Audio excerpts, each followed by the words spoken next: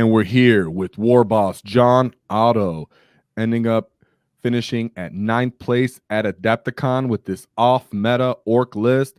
No flash gets, no basic knobs, no squig hog boys. He said, let's get stuck in with all the tools and not all the same rules. So here we have John Ontto from Phoenix Wargaming, the War Boss. Whoa, let's go.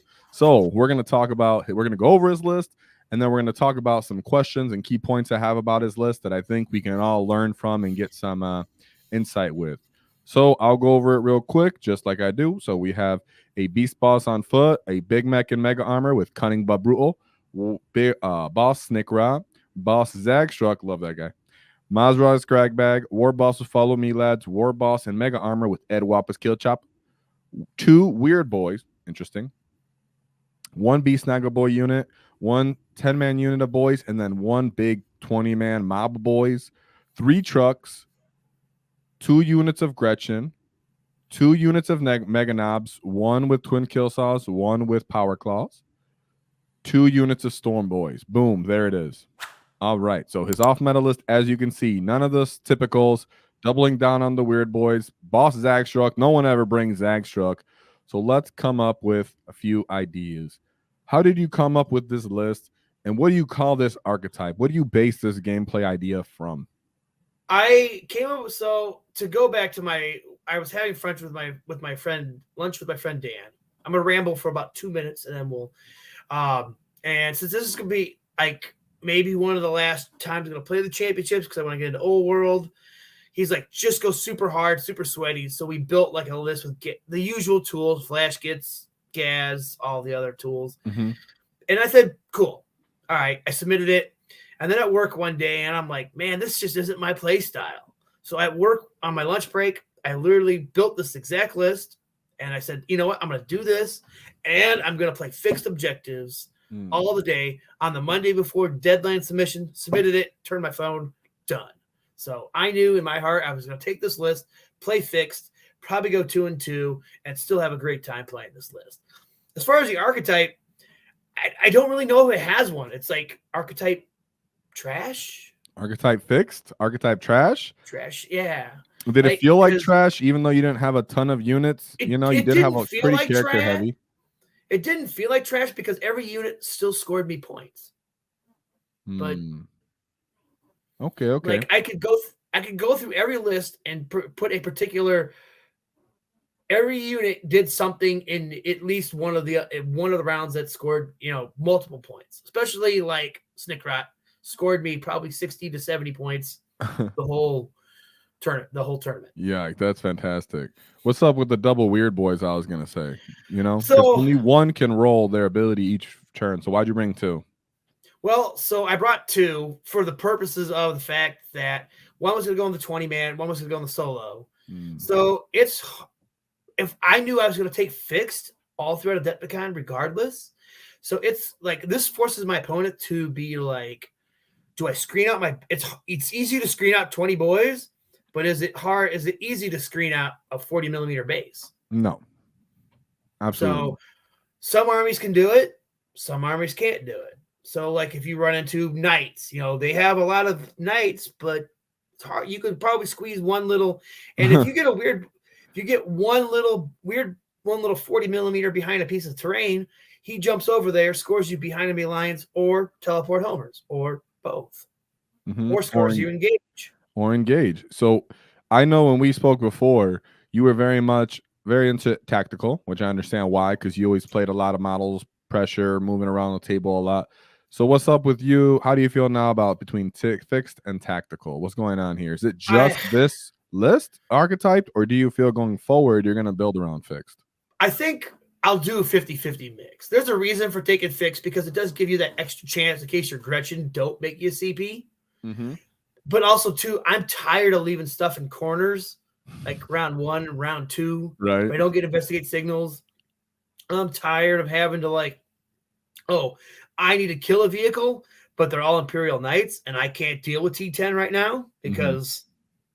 And the other part of my brain was like, if I draw Assassinate and behind enemy lines turn 1, and I have a standard list, or say assassinate, capture enemy outpost. You're playing 10 points down, already there. Yeah, Like that's a you're good already point.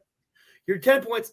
And if you do the math, you have 16 cards in the deck. You're only ever going to play 11 in standard GTs and RTTs because you never take, they never have the mission where you draw a third card and score a third card. They always take all of it because you're always playing usually a GW mission. So you're never going to score five of those cards in your deck. You're never going to get, but you don't know which 5. So right, exactly.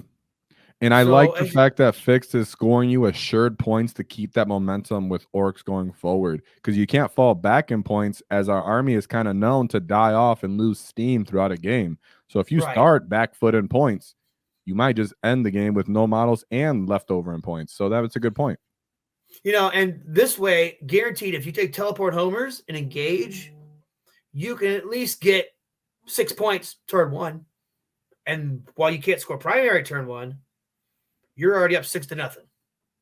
Yeah, and I think that goes in line with Orks. And if your opponent is playing tactical and then draws capture enemy outpost and assassinate, and you have nothing there, you're already up. You're up 6-0 going into your turn 2.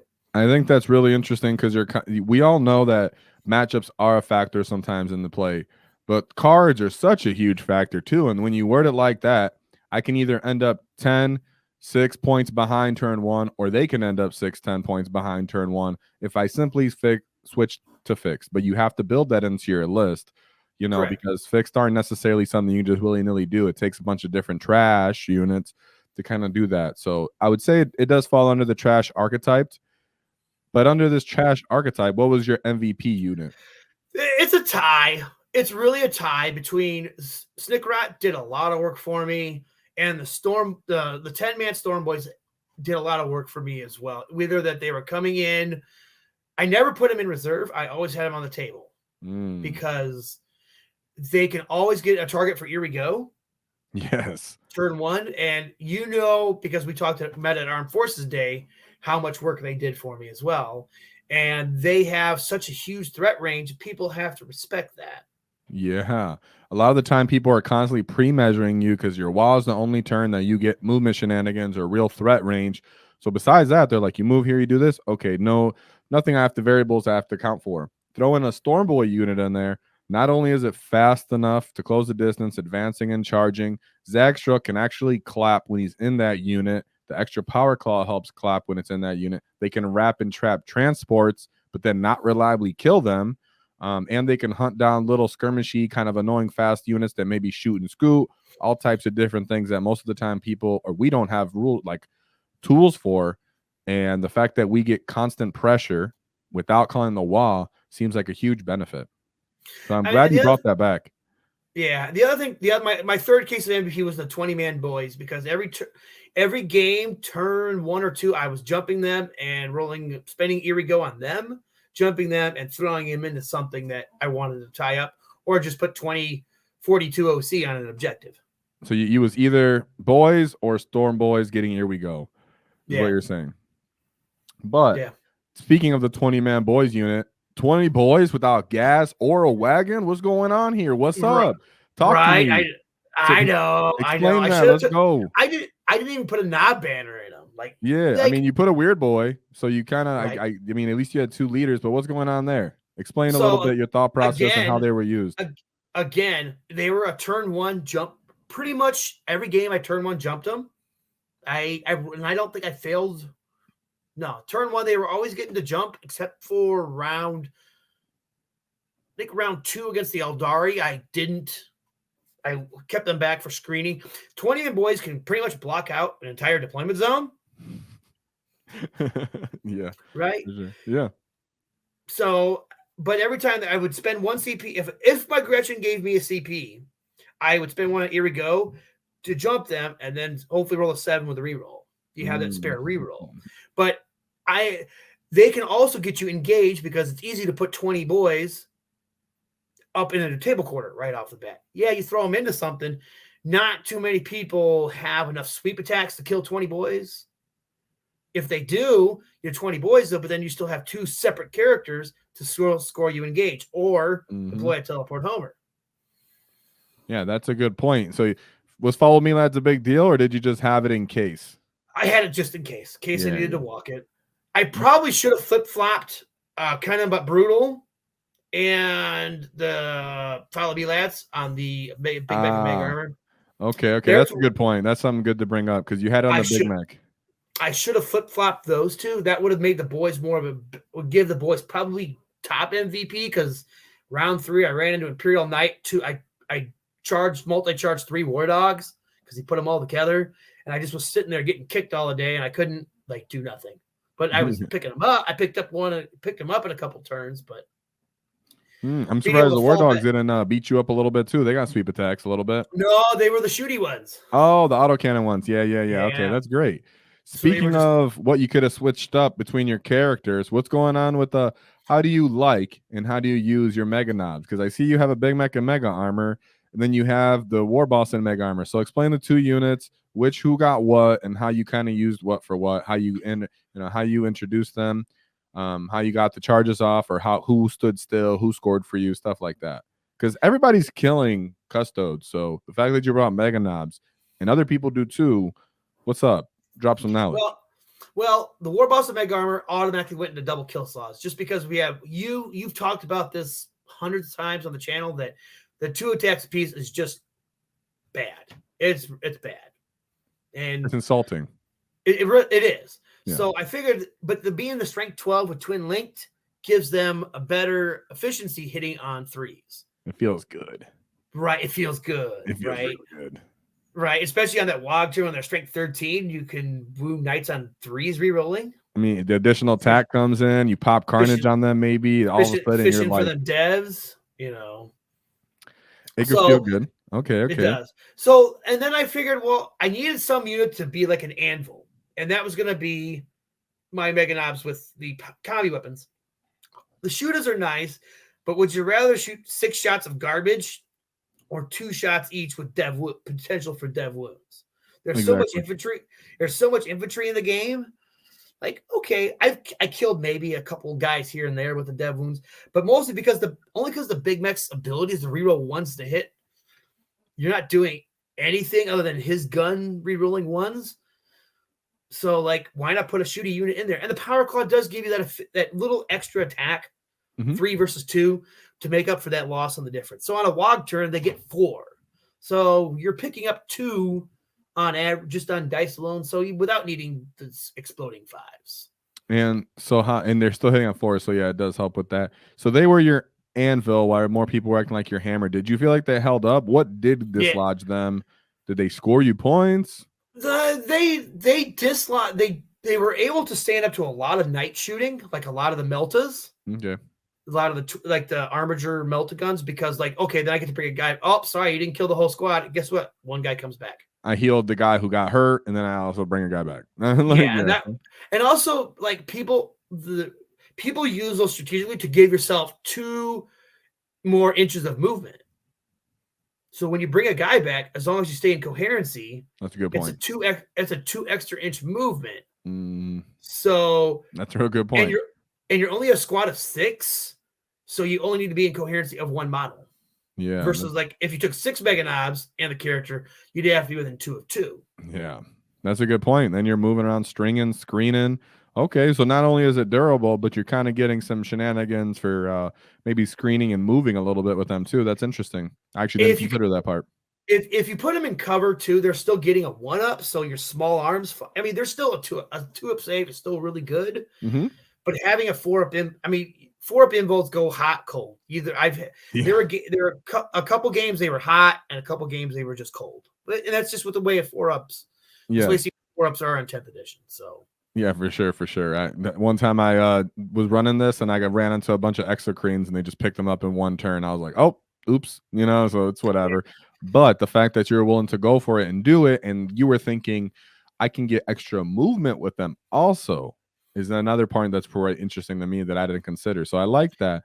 Something to go forward, because I know that they're useful for their invuln. But what I also want to talk about is, you spoke a little bit about Zag and Snickrot, but what made you really choose them? Is because you're going for a trash list? Are you really set and adamant about this Zag Storm Boys, like kind of chase down bomb? would you just run Snickrot solo every game? You didn't feel like he was giving up free points sometimes? I mean, he seemed to always find utility based off what you said earlier. Right. So, like, again, but look at my list. I played no armies that had no indirect army. Like, if they're an indirect army, you have to rethink your strategy. Like, I played an army with, I take that back. The 4th round matchup had 3 of the indirect D cannons, but they're only 24-inch range, so you could stay outside of that. Okay, sweet. But like my first round, I took cleanse and deploy teleport homers. And if they have any indirect, Snickrot sits on an objective and cleanse you objective. Oh, if you can't get to them, cleanse. Thanks. You know, I'm just there's 2 points or 4 points sitting right there every time. Weird boy gonna try to deploy. Yeah, stuff like that. Yeah. Okay. And the other thing too is he has his once per game get out of dodge. Yeah. You know, he can't fall back and do his move. But if the enemy's getting close and it's your turn, you just say, "Oh, I'm just gonna go 9 inches and I'm gonna be somewhere else." Did you ever run Zag solo, or you really just needed that Stormboy's advance and charge capability? I liked him. I never ran him solo yet. Maybe in the future. But like, if you like it, if you break it down, it's 30 Choppa attacks and 10 Power Claw attacks. The 30 Choppas are hitting on 2s, and the 2 Power Claws are hitting on 3s and 2s. With exploding, you could put a hurting on, you know, your basic Space Marines, your Votan Terminators. You know, if they don't Void Armor. Granted, we're only AP1 for most of it, so Void Armor, AOC hurts everything. But you can really make a person want to like, oh crap, you know, these guys can, you know, even if you don't pop Irigo on them, they're still a 30-inch threat range. Yeah, it's really about the threat range and the potential, and the enemies have to account for that. I think that's what really comes into play there with the Storm Boys and the Zagstruck combo. Them just knowing you can pop Here We Go, just telling them. Sometimes it's just the info in the enemy's head that they have to stage differently and screen differently and allocate what if he does make this charge, stuff like that. So very interesting. I really like that. Like, maybe I might even steal it from you. I don't even know, because I love my Storm Boys and I love Zag, and I'm worried he's going to be destroyed in the Codex. You know, so I might have to give him a little hoorah here. You know what I'm saying? They also in round 4, I set them up to take Overwatch from Warp Spiders because we hate Warp Spiders. Absolutely nasty Overwatch from the Flamers. But I was able to, with enough movement, I was able to position them so only 3 of them hit, and I was able to make an 8-inch charge to just pick up. I literally like Zagstruck, the Knob, and 1 Stormboy picked up all 5. Ooh, that's awesome. Yeah, I love that, because those dudes are super annoying, and you do need to stage and kind of withhold that, and be able to flying over them sometimes might be helpful too, even though you'll get overwatched. And speaking of annoying Eldar, what matchup did you consider would give you the most problems? What would be a hard problem? You already mentioned Imperial Knights, and typically Imperial Knights are harder for trash lists to deal with. So what's up with that? Well, I did play them round 3, but I was looking at my tough matchups being Custodies, because I don't have a ton of 2. I have a lot of 2 damage. But again, Custodies are kind of one of our bad boys, and Death Guard being like hitting on. There's nothing worse than hitting on 5s. Right. There's nothing worse than an Orc player hitting on 5s. You know, you try to bribe the person to take -1 to your armor save, and they won't do it. But, but like, legitly, I was worried about Guard Indirect, Death Guard, and Custodies. Okay. And those are very fair. We've talked about all the time on our WAAAGH Wednesdays why those are very difficult matchups and hard armies, because my goodness, you know what I'm saying? Like, indirect sucks, fighting me first sucks, making me multiple times -1 to hit, then you having lethal sucks. Like, you know, the -1 damage is what kills. I mean, the Custodies -1 damage just really hurts. You're like -1 damage, -1 to hit, and a 4-up feel no pain, or even just a 4-up feel no pain from the Wardens and the -1 to hit. There's a bunch of things that make it obnoxious. So there's 3 problematic matchups. I can see that, and those would be tough for kind of trash-based lists as archetypes. You know what I'm saying? Again, but my thought was going into fixed. I don't have to kill any of them. I can just score my points. Yes. Yeah. And just all my games, I was almost close to max on all my secondaries. I just needed to hold more. I mean, I only had 1 game above 90. All my scores were in the mid 80s. And then I had my 99 at the end when the Eldar player quit. So What do you think was holding you back from the primary? You think was it Just the trash. I think it was just taken. Well, we did play the ritual, and the ritual is very hard to score primary on. yeah, So, it's annoying. and that was the one mission I played against Imperial Knights. So I had to push to get the Knights versus making objectives. I don't think he scored a single thing of primary in that whole round because he never got past midfield. Okay, so you just stayed on him and stuff, and he was okay. Yeah. And I was just I used Snickrot turn 1 to make an objective. You just was able to infiltrate out. I had him exactly 9 inches away from my objective. Yeah. And I said, well, turn 1, you just make an objective. I don't think Snickrot even left his home all day. He sat there and just sat on primary all day. Yeah, that's freaking awesome. Right? Because a knight player doesn't really want to activate to kill Snickrot. You know, he doesn't have little skirmish trash like that necessarily, and all the tide coming at him. So I can see that. So speaking of what you liked and what you enjoyed, what were your best and worst moments dealing with this off-meta trash list? What, maybe a bit of luck was on your side, maybe a big swing, maybe something that hurt or was fun. 2 big swings was round 3. It took the knight player 3 multi-melt equivalents to kill 1 truck. So he literally rolled 1 damage. CP reeled it into 2 damage. The next melted gun rolled a 1 damage, and then the big thermal cannon rolled 2 damage. That was fine, but it took 2 armigers and a big knight with a thermal cannon to kill 1 truck. So it's 3 activations to kill 1 truck. And that's horrible for knights. So the best part was in the same game, I tank shocked a truck in there just because I like doing tank shock. You like doing tank shock. Who doesn't like doing tank shock, right? Right? So he comes back with his Thunderstrike Gauntlet, hits me a bunch of times, rolls 4 wounds. I roll my dice on the WAAAGH turn, and the dice showed 5, 5, 6, 6. And we all of us looked at the dice and went, oh my God, this truck just passed all of its invulnerable saves versus a strength 20 Thunderstrike Gauntlet.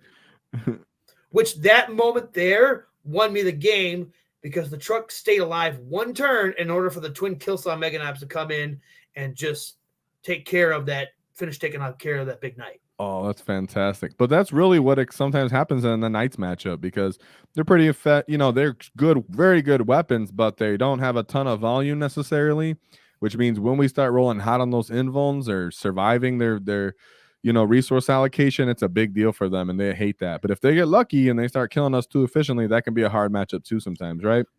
Yeah, the other best moment was in round 4. The Eldar player YOLO'd Fugid into Storm Boys because he drew Teleport Homers and Assassination. Picked up 2 trucks, which they're going to do because he popped Fire Dragons out, and Fugid's just a vehicle killing machine in melee with like melted a billion. So he YOLO'd Fugid into the Storm Boys, spent a CP on Epic Challenge, and only rolled 1 wound.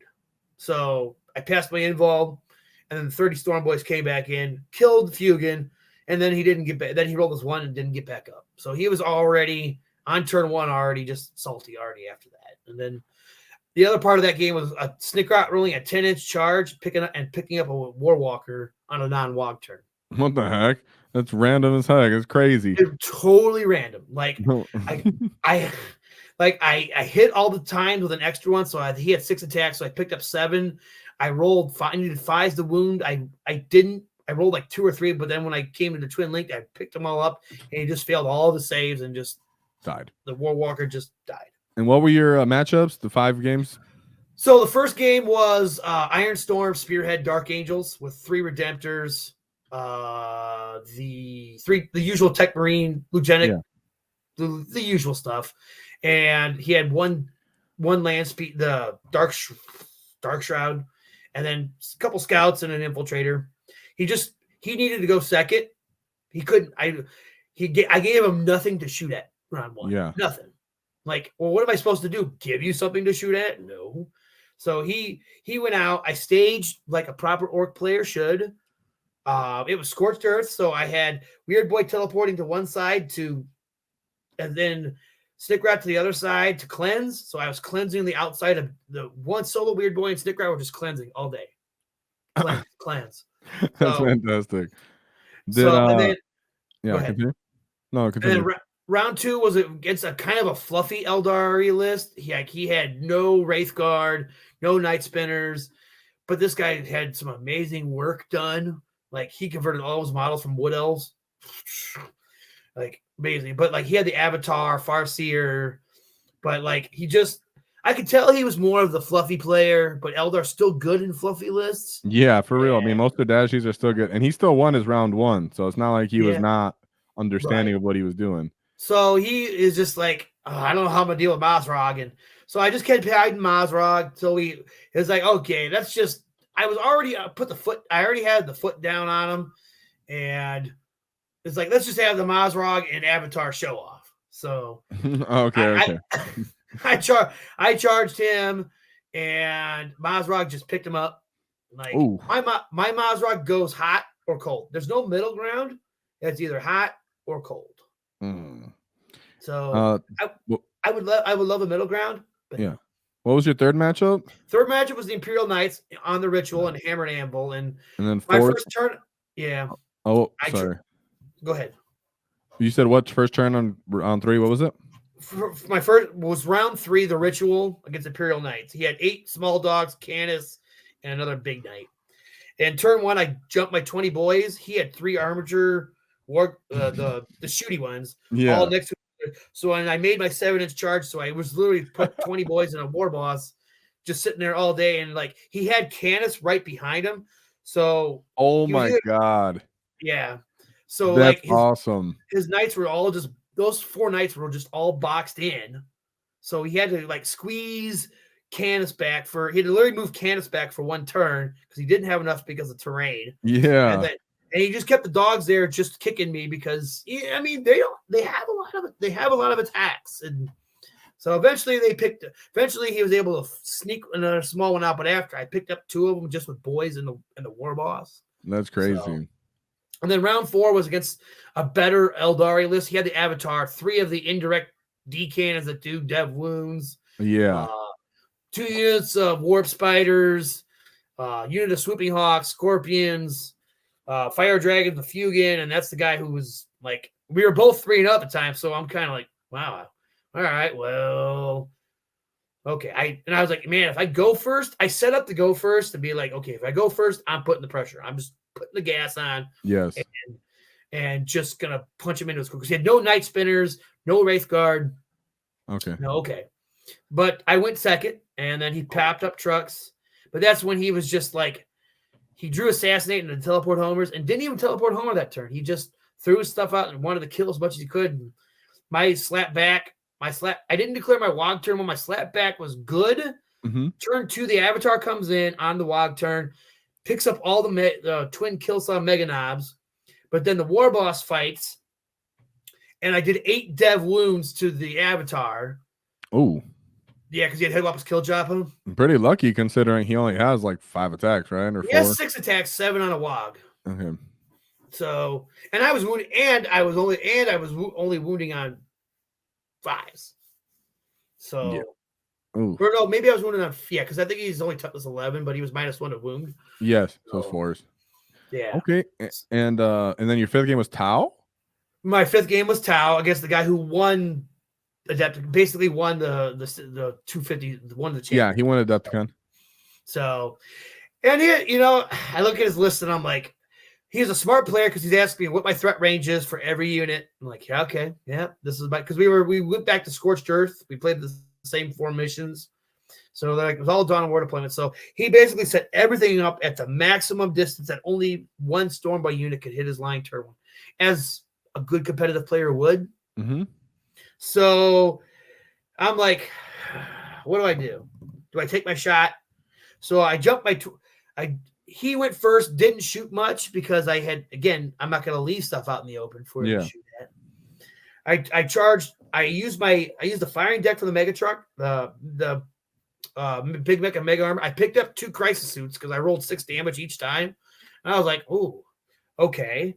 So then I jumped the 20 boys over, and I failed my charge, irrigoed it, got a 14-inch charge, was able to wrap the suits around, hoping I was going to pick up the rest of the other 4 suits. I only picked up 2, so that was probably my worst moment. Oh.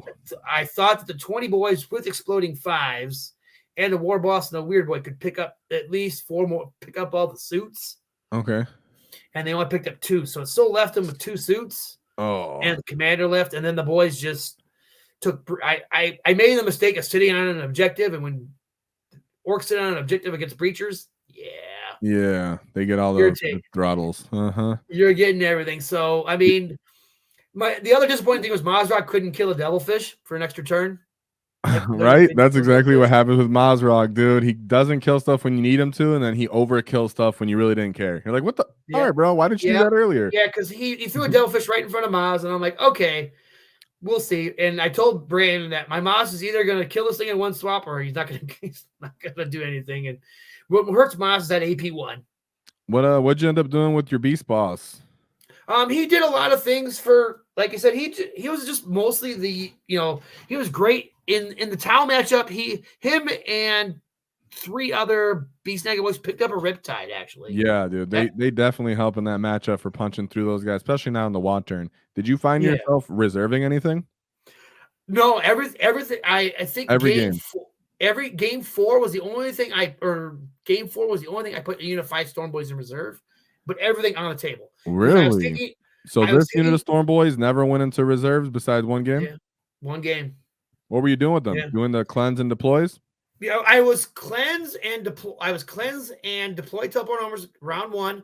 Every other rounds 2, 3, and 4, I was deploy and engage, which is why I needed all my tools on the table. Yeah, for sure. Round 5, I was bring it down and teleport homers because he gave up 49 on bring it down. Yeah, for sure. Again, Knights give that away. Last time I played Knights, I did the same thing. The Knights was a trap because it's like it's going to be hard to kill all that. So I did not bring it down against the Knights. Against the Tau player, I did because every suit is a vehicle. Yeah, well, your list isn't killy enough to kill the Knights, is what you said, because you weren't going for that. Yeah, I guess when I played, I brought the traditional killing stuff, so I killed them. But no, I get it. That with this trash list, you were like, no. So what? You engaged against them or what? Yeah, I took engage in homers. Yeah. Okay. Sweet. And if in turn 1, it's almost guaranteed you get 3 points. You just set a truck in the middle. Okay, 3 points. Thanks. Yeah, that's true. I mean, it's fantastic. I love that part of your list. So, with that being said, what's your advice for the Great WAAAGH for any newer players that are looking to play off meta list, going into the codex, maybe making a trash list, or they're getting frustrated with playing the same old? What would you tell your fellow gits? I would say, first off, play the units that you love. That's the first thing we should be. If you are tired of cards dictating your future, think about fixed secondaries. And then that way you know what your list has to do. Does my list have to get behind his lines? Does my list have to just be in 3 inches away from a table quarter? Doesn't matter if it's one model, as long as it's not battle shocked. It's solo Snick Rat. It's one weird boy. It's one buggy. It's one death copter left. And like deploying a teleport homer is just as same. It's 3 points to do it in the center turn 1. If you're tired of cards, flip it. You're getting tired. Oh, capture enemy outpost turn 1. Can't do it. Well, you're not getting that 8 points. That already puts you 8 points behind. And if you're wasting a resource of one of your CPs to throw a card away because you can't score it, you don't have to. Oh. So, but it also means too, you need to take multiple units of Gretchen. If you're going to play fixed, take at least 2. I know you like to run 3 now. 2 to 3. Depends on what I'm doing. So if you're tired of the card, I mean, cards are fun. Don't get me wrong. It's fun. And you agree too that it's fun to play tactical with them. It's probably the Orky way to play it. Yeah, and it feels fine in most trash lists. You could probably do that too, but it's not reliable. Again, if you're down to turn 4 and you bring it down and all of your Mega Knobs or your Flash Kits are dead, you're going to struggle to kill even a draw Fascinate and there's just some Catan standing there. You're like, I guess I'll try. And then it throws all your game plan out of whack because you didn't go when you were ready to go. And our whole army revolves around the WAAAGH execution for the most part. And if you're kind of baited or pulled into kind of not executing or using your resources on the WAAAGH turn because you're trying to score 2 points or you ended up too far away to make the charge over here, kind of throws our whole synchronization out of whack and our timing out of whack. So I can definitely see the appeal from making a fixed list, but also still having some killy things like you had a couple killing still units on there. Right. Not Miles Rock over still aggressive. kills. The Mega Knobs were there for killing. So, You know, the yeah. big mech, the War Boss and Mega Armor and the Mega Knobs with Kill Sauce were there for killing. You know, so that was your version of killing. So people could still bring at least one missile, but for the most part, you need a lot of activations for the you know, fixed. And you have to remember too, you could still fall back and score engage. All that matters is the unit's still there. Yes. There's nothing wrong with falling back your unit. As long as it's not battle shocked, you still score that 3 points. You could be 1.5 inches away from the enemy, don't fight them, and you still scored a point. They still held down that quarter. Yeah. And that was my goal for other things. Like, I don't need to kill anything. If you send something my way, I'll have to kill it to get on primary, but I don't have to kill. I literally was like, I don't have to kill a single model in this list because it's not what I'm programmed. It's not what I built it to do. I built it to just score points. And just like any other game, if you score more points, you win the game. You know, and that's a super important factor. I know when, you know, since I've been playing, it was always Orks in lore and everything. You think of them as just super killing machines. But in reality, when you play the game, you're playing to score as many points as possible and willing to die while doing it. You're willing to play that war of attrition to the end, but really you're the one who dies and you're just like, it's fine. I scored all the points though. What's up? You know, so that is very, very orky way to play. And some people that are new or maybe very lore heavy don't understand that on the tabletop, playing for points as an orc player, being willing to die and controlling your rate of attrition is very important, very skill based, but also very orky because we are not just brutal, but we are also cunning. So shout out to you, John, for being cunning but brutal at this event at AdeptiCon. You showed that even though everybody else was trying to be super brutal and slow, you know, they were getting outmaneuvered, they were getting outkilled, and you decided, I'm going to be a cunning git, and I'm just going to score enough points, outmaneuver you with my points and my understanding of my army, and just play the mission. And I really admired that. I thought it was super awesome. And I think that's super helpful for people to understand because a lot of people are just, how can I kill? How can I get this to kill how I want it to kill it? How can I throw all the leaders in so I can kill? When really, since for the last several editions I've played, you don't really have to kill everything as an orc player, but you do have to score. And that's how everybody thinks of 40K for the most part. And also, too, the other thing, too, is like when you build your list, like I knew I was giving up Assassinate if they want to take it, but I didn't give up Bring It Down. And if they, you know, and that Assassinate's kind of a bait, you know, like really, especially if you have a Weird Boy and Snickrod and other stuff that can run away, you're like, I guess, I mean, if you're going to try to do that, you know, but what other secondary are you going to do? And a lot of other armies can't do the other secondaries as well as we can, right? So that's a good point too. So we appreciate you, John, for giving us your insight and your shout out. I look forward to what happens with the Codex and how much fun you have with it. I might just end up being one of the first gets to steal that Zagstruck Stormboy combo. I know you did it at Armed Forces, but I'm worried that Zag's going to disappear. So I feel like I just need to do that now. And food for thought for anybody taking fixed, tired of tactical, tired of running all the basic meta stuff. Remember, you can play whatever you want, but just remember to keep scoring. Keep getting stuck in, control the rate of attrition. John, do you have any last words, thoughts, ideas? I have one thought and just Just one thing to keep in mind, though, is don't cross our wall because we knock your teeth out. Whoa.